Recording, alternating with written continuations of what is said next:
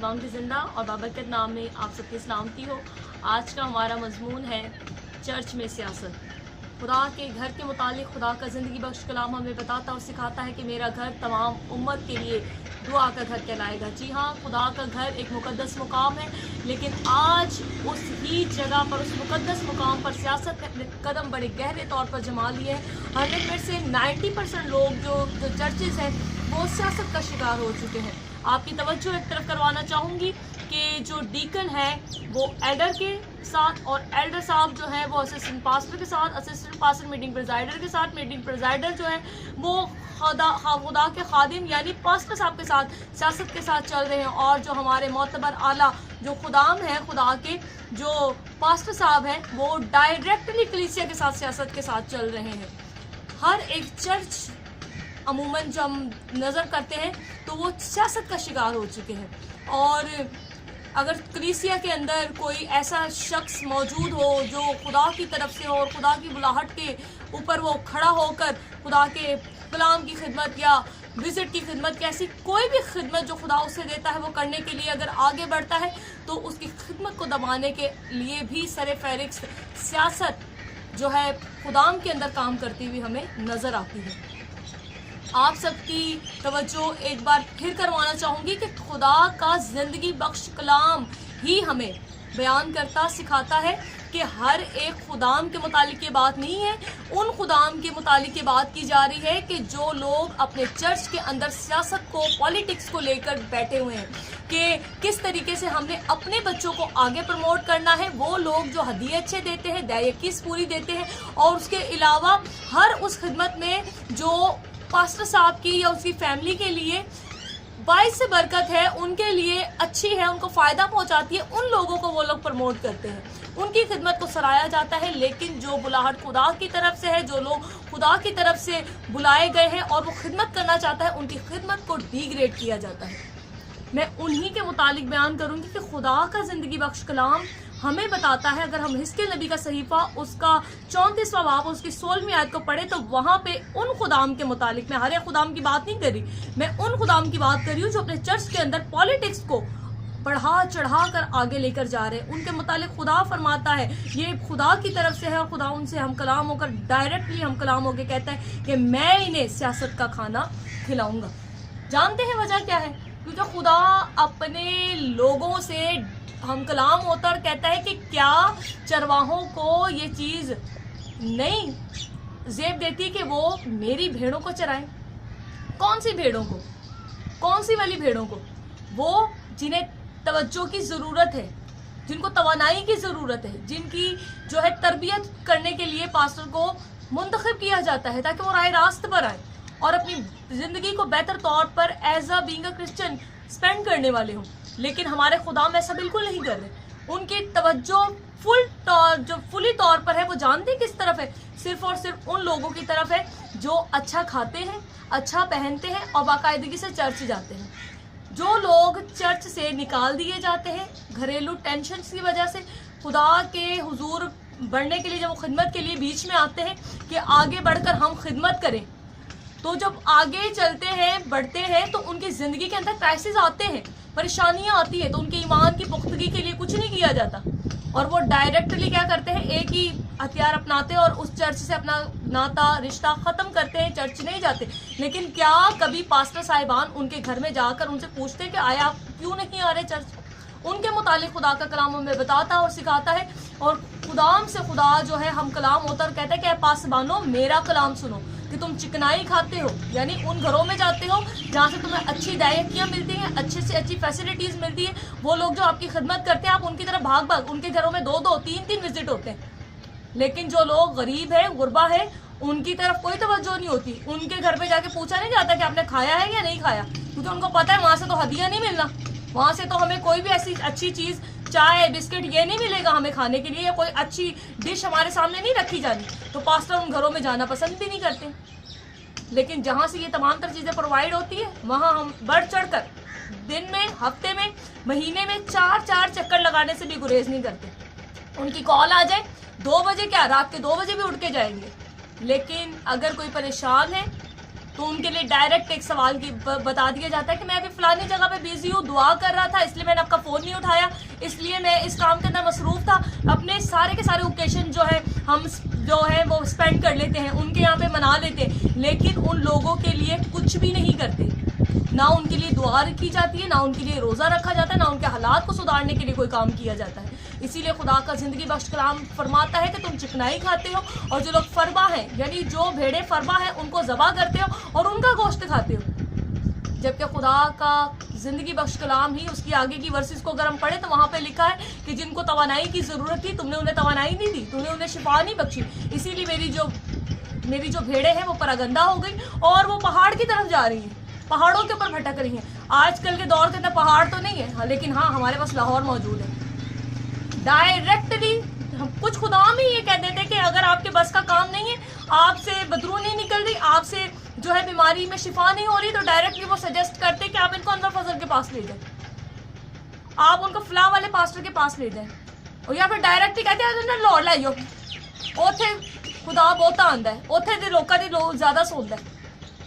ارے خدا کے لوگوں, ہر ایک فرد بشر جس نے مسیح یسوع پر ایمان رکھا اور وہ ایماندار ہے اور وہ ایمانداری کے ساتھ زندگی کو سپینڈ کر رہا ہے, تو ان کے متعلق خدا کا زندگی بخش کلام ہمیں بتاتا اور سکھاتا ہے کہ ایمانداروں کے درمیان یہ معجزے ہوں گے کہ اگر وہ کسی کے لیے ہاتھ رکھ کے دعا کرتے ہیں تو بیمار بچے گا. کلیسیا کے بزرگوں کو بلانے کے لیے کہا گیا, ان کے پاس جانے کے لیے نہیں کہا.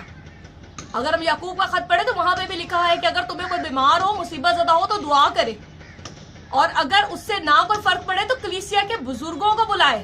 یہ نہیں لکھا کہ کلیسیا کے بزرگوں کے پاس جائے, لیکن ہمیں اس سے بہتر اور کوئی کام نظر ہی نہیں آتا.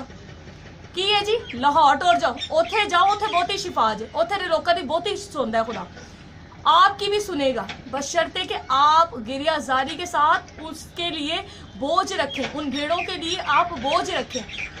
تو پھر کیوں کوئی بھیڑ پراگندہ ہو جائے. آپ نے دیکھا ہوگا کہ کسی کے چرچ کے اندر اگر 100 لوگ ہیں تو وہ بڑھتے نہیں ہیں. اس کی وجہ کیا ہے؟ کیونکہ پاسٹر صاحب ان کے لیے دعا نہیں کرتے, ان کی خدمت کی بحالی کے لیے یا ان کے اندر اضافے کے لیے کوئی ایسا کام نہیں کیا جاتا. جب ایسا کام نہیں کیا جاتا تو کلیسیا کیسے بڑھے گی, بھیڑوں میں اضافہ کیسے ہوگا, بلکہ جو ہے وہ بھی پراگندہ ہو جائیں گی. آپ کی توجہ کرواتے ہوئے ایک مثال آپ کے سامنے رکھوں گی کہ آپ نے دیکھا ہوگا وہ بچے جو خدمت کے لیے آگے بڑھنا چاہتے ہیں, ان کو موٹیویٹ نہیں کیا جاتا کہ بیٹا خدا نے آپ کو چنا ہے, یہ اویئرنیس خدا کی طرف سے ہے, یہ بلاہٹ خدا کی طرف سے ہے.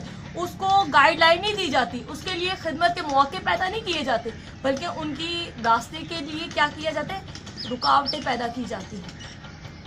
سیاست سے چلتے ہیں لوگ, وہیں پہ پالیٹکس جو ہے فوری طور پر آڑے آ جاتی ہے. آپ نے دیکھا ہوگا کہ چرچ کے اندر اگر کوئی بچہ ایبل ہے, وہ میٹنگ پریزائڈ کر سکتا ہے, گیت گا سکتا ہے یا کلام سنا سکتا ہے, تو وہاں پر جب کوئی اوکیشن آ جائے, کوئی بڑا کوئی ایسا فیسٹیول آ جائے, تو وہاں پر اس بچے کو پروموٹ نہیں کیا جاتا.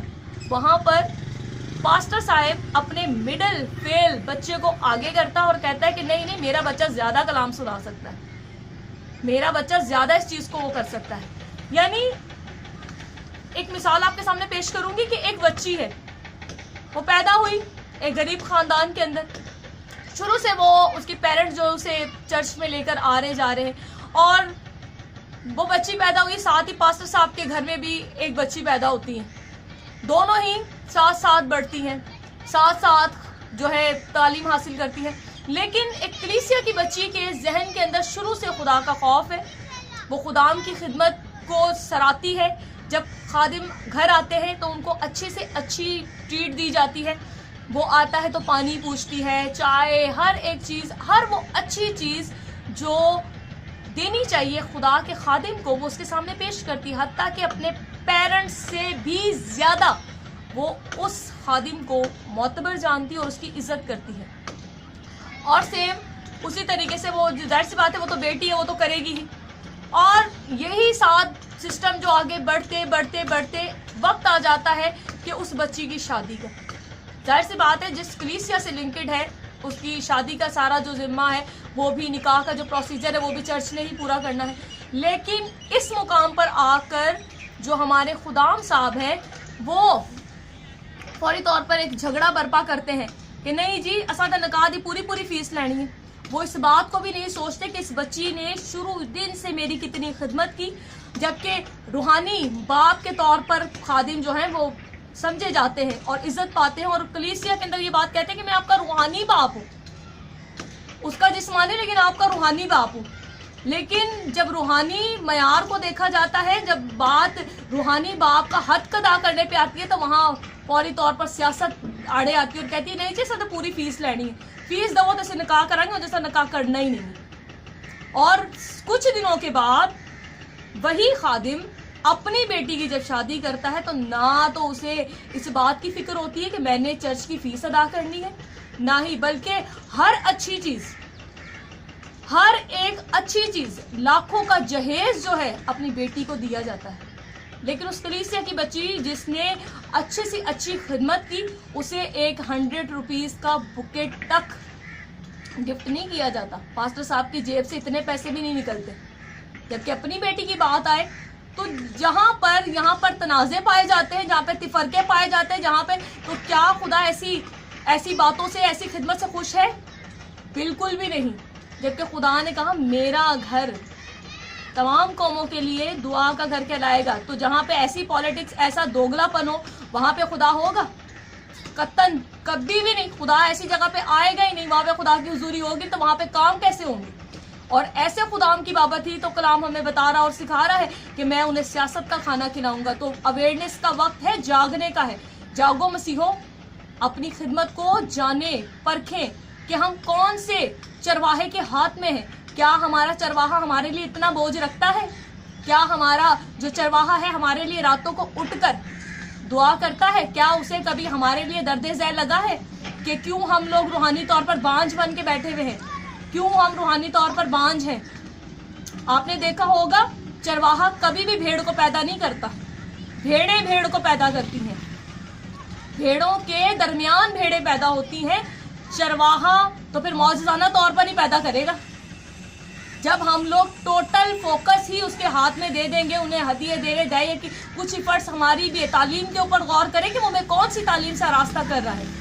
کیا صرف توبہ کی تک ہی ہم محدود رہ گئے ہیں؟ کیا صرف بہشت کے لیے ہی ہم لوگ دوڑ رہے ہیں؟ یا ہمیں اپنی زندگیوں پر بھی غور کرنا ہے کہ آیا ہماری زندگیاں پھلدار ہیں یا نہیں؟ آپ نے کلام مقدس کا بغور مطالعہ کیا ہو تو وہاں پہ واضح لفظوں میں لکھا ہے کہ باپ روحانی جو ہمارا باغبان ہے وہ ہمیں پھل تلاش کرنے کے لیے آئے گا. تو بھیڑیں کیوں پراگندہ ہے؟ جب صحیح تعلیم ہی نہیں ہمیں دی جا رہی، ہم اپنے اندر پھل ہی نہیں پیدا کر رہے اور ہم اس معیار تک پہنچتے ہی نہیں ہے جو مسیحت اپنے اندر رکھتی ہے، تو پھر کس طرح کے خدام کے ہاتھ میں ہم کام کر رہے ہیں؟ اپنے آپ کو جانچنے اور پرکھنے کی ہمیں بہت زیادہ ضرورت ہے. میں آپ سب سے التماس کرتی ہوں کہ پلیز اپنی زندگیوں پر غور کریں، اپنے چرواہوں کی پہچان کریں کہ کیا ہم کسی سیاست میں بٹے یا سیاست کے اندر دو چار ہوئے خادم کے ہاتھ میں تو نہیں ہے. تو یقیناً حاصل. اب یہاں پر سوال یہ پیدا ہوتا ہے کہ ہم ان خدام کو پہچانے کیسے، ان کی کیا سائنس ہے؟ تو ہمارے خداوند یسوع مسیح ہمیں بتاتے اور سکھاتے ہیں کہ درخت اپنے پھلوں سے پہچانا جاتا ہے. تو ایسے لوگوں کے متعلق اگر ہم رومیو اس کا لاسٹ باب اور اس کے 18ویں آیت کو پڑھیں تو وہاں پہ لکھا ہے کہ یہ لوگ صرف اپنے پیٹ کی خدمت کرتے ہیں. ان کا تعلق صرف اور صرف اپنی خدمت، ہدیے، دعائیں کی اور اپنی خدمت پر ہی ہوتا ہے کہ ہم جب جائیں تو ہمیں اچھا سے اچھا کھانا ملے، اچھی سے اچھی پہننے کے لیے جو ہے ہمیں گفٹس دیے جائیں، کلیسیا کی طرف سے ہمیں اچھے گفٹ ملے. ان چیزوں کے اوپر ان کا وہ ہوتا ہے. میرے آقا خدا یسوع مسیح اس کے متعلق واضح لفظوں میں بیان کرتے ہیں کہ ایسے خادم صرف اپنے پیٹ کی خدمت کرتے. تو جو لوگ آپ کو لگے کہ یہ خادم صرف اور صرف ہم پر توجہ نہیں دے رہا، اپنے پیٹ پر توجہ دے رہا ہے، یعنی ہدیہ، دعائیں، توبہ، دعا، اس چیز کو لے کے چل رہا ہے، تو سمجھے وہ کرپٹ ہے، اس کے اندر خدا کا روح نہیں ہے. کیونکہ خدا کا روح یسایہ، جس طرح خدا کے بندہ یسایہ بیان کرتا ہے کہ وہ کہتا ہے کہ مجھے خدا کی طرف سے درد ذیل لگا ہے. کس کے لیے؟ کلیسیا کے لیے. خدا کا بندہ یرمیا وہ اپنے لوگوں کے لیے روتا ہے. موسیٰ نے کتنی بڑی بات کی ہے جب خدا نے بنی اسرائیل قوم کو کہا کہ میں ان کا نام صفائے ہستی سے مٹاؤں گا، تو وہاں پہ واضح لفظوں میں ہمیں پڑھنے کے لیے ملتا ہے کہ اس نے کہا کہ سب سے پہلے تو میرا نام کیا کر کتاب حیات سے مٹا دے. اپنی قوم کے لیے کتنا درد ہے اسے. لیکن آج کوئی پاسبان ایسا میری نظر میں نہیں آتا کہ جو یہ بات کہے کہ اے خدا میں پاوے اتنے جاوا نہ جاوا لیکن میری کلیسیا دے وچ ایسے لوگ پیدا کر دے، ایسی خدمت میری کر کے لوگ کی توبہ دی طرف آ جان، یا اپنے اندر پھل پیدا کرن، میری جڑے لوگ نے وہ تیری پہچان کریں. خدا کے روح کو کوئی نہیں جانتا، ان کو صرف اوپری بتا دی جاتی ہے کہ آپ نے صرف چرچ آنا ہے، آپ نے دہ یکی دینی ہے، آپ نے صرف اور صرف کیا کرنا ہے، شفا کی طرف ان کو لگایا ہوا ہے کہ آپ کو شفا ملے گی، آپ ایسے کریں گے تو آپ کو یہ مل جائے گا، وہ مل جائے گا. چیزوں کا لالچ دے رہے ہیں، جبکہ کلام خدا فرماتا ہے کہ جب تم میرے نزدیک آ جاؤ گے، میرا روح تمہارے اندر بسے گا، تو یہ تمام تر دنیا کی چیزیں تمہیں انعام میں مل جائیں گی. لیکن انعام کے لیے تو پہلے ہمیں کچھ نہ کچھ کرنا پڑے گا نا، کوئی ایفرٹ کرنی پڑے گی. سب سے پہلے ہمیں اپنا پاسبان صحیح چننا پڑے گا کہ کون سا پاسبان ہمارے لیے بیٹر ہے. یا ہم پہاڑوں کی طرف دوڑتے ہوئے رہیں گے، یا ہم پہاڑوں ٹیلوں کے اوپر ہی بھٹکتے رہیں گے کہ آج یہ خدام آ جائے، وہاں سے جو خدا کا خدام ہے ہمارے لیے دعا کرے گا تو ہماری جو ہے زندگی کے اندر یہ کام ہو جائے گا. کسی کے آسرے پہ نہ رہے. خدا آپ کی بھی اتنی سنتا ہے جتنی ان کی سنتا ہے. خدام کے سر پر سینگ نہیں ہوتے ہیں، بس وجہ یہ ہوتی ہے کہ وہ خدا کے ساتھ کنیکٹڈ ہوتے ہیں. اگر آپ خدا کے ساتھ کنیکٹڈ ہو جائیں گے تو پھر لوگ آپ سے بھی کہیں گے کہ ہمارے لیے دعا کریں، خدا آپ کی بھی سنے گا. تو یقیناً اسلام کے وسیلہ سے خداوند آپ کو مجھے بھاری برکت دے اور اپنے لیے بیٹر پاسبان چننے کے لیے بھاری فضل عطا کرے. آمین.